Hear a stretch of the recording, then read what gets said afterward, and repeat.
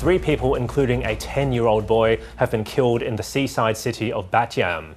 According to Israel's emergency services, an additional 5 people were killed in the northwestern city of Tamra.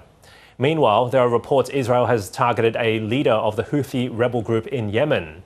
Iranian media say around 80 people have been killed in Iran since Israel launched its strikes on Friday. Russia's President Vladimir Putin has now spoken to US President Donald Trump about the escalation, expressing concern. In the meantime, the UK will move military assets, including fighter jets, to the region.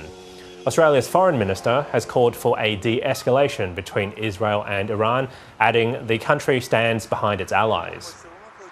The key issue is not, is there a threat? There is. We all know that. It's whether or not, in response to it, we increase the risk of regional escalation. And that would have dire consequences to the people of the region. So that is why Australia has said we urge de-escalation, we urge restraint, we urge dialogue and diplomacy. And our Middle East correspondent Alison Horn joins us now. Hi there, Alison. Another night of escalating attacks. So what's the latest on the damage in Israel?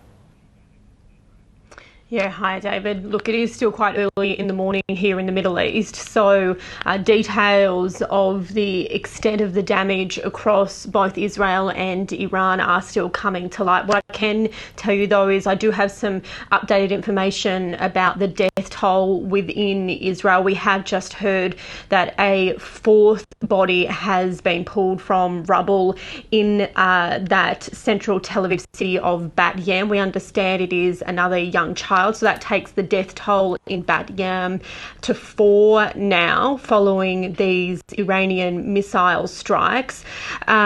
We have heard on Israeli media that there are still dozens of people that have been reported missing inside that residential building that's been hit in Bat Yam. So there currently is a search and rescue operation underway to try and find these people, whether or not they are dead or alive. We just don't know at this stage.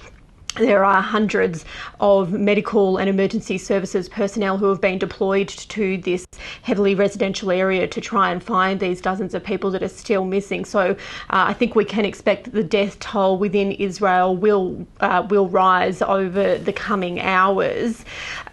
This has been the most serious escalation to this point in this battle between Iran and Israel.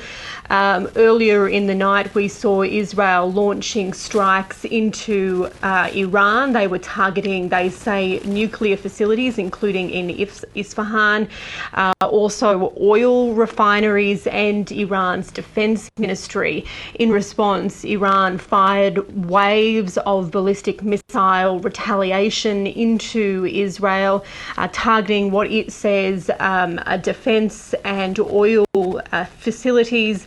But we have seen that some residential areas have also been hit, which is the situation I was just talking about. So things are still kind of unfolding. We have just in the last few minutes as well seen what has looked like a number of drones that have been fired into Israel. There have been rocket alarms that have been sounded sort of north of the West Bank area in Israel. We're not exactly sure where those drones have come from, but it does give you the idea that this situation is continuing to evolve as we speak. All right, and Alison, what's happening on the ground in Iran?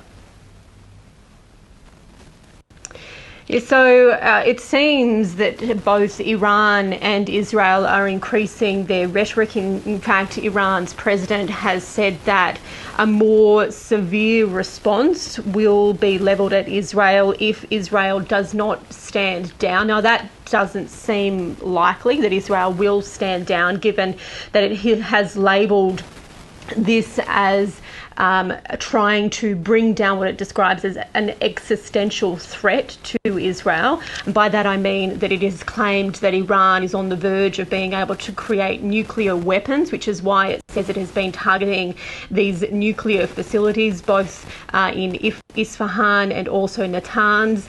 Israel claims it's made substantial inroads into damaging those sites and trying to stymie the progress Iran is supposedly making towards these atomic weapons. It's also been targeting personnel that includes nuclear scientists and researchers, killing some of the top nuclear researchers and scientists in Iran. And from the Iranian perspective, they say that they also see this as a fight for their survival, not just for their nuclear weapons program and what the country stands for, but potentially also the regime, the stability of the Iranian regime and its ability to defend itself against Israel.